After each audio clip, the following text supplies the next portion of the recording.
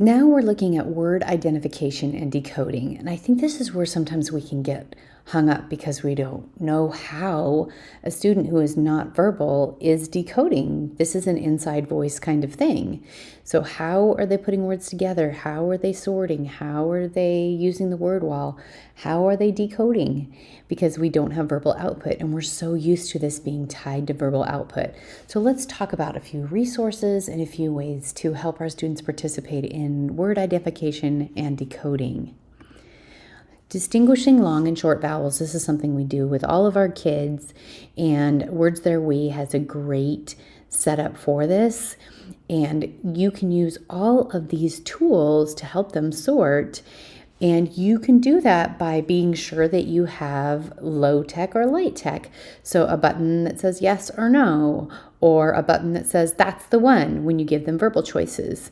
You can have them use an adapted spinner to change the first letter of a word and see how it changes the word.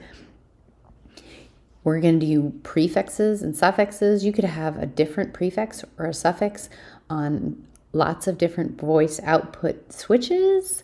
Like if we used the single message buttons and put re, un, miss, try, and dis on them, then they could hear how when you change the prefix or suffix, it changes the word. Another way to do prefixes and suffixes is through the low-tech eye gaze board. So putting prefixes or suffixes and having them look and hold their gaze on the one that they want to try with the new word.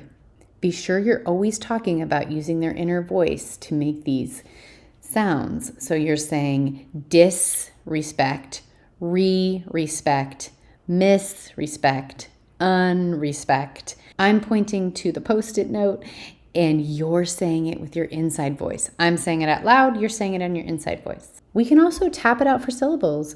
When we are verbal, we might be clapping and saying, caterpillar, but if we can't clap and we can't say, you can use an easy hold or an industrial twist tie to help a student hold a drumstick. And you say, they hit the stick on something that clanks, and you say cat, and then they hit it again, and you say t, and they hit it again, and you say p, and then they hit it again, lur.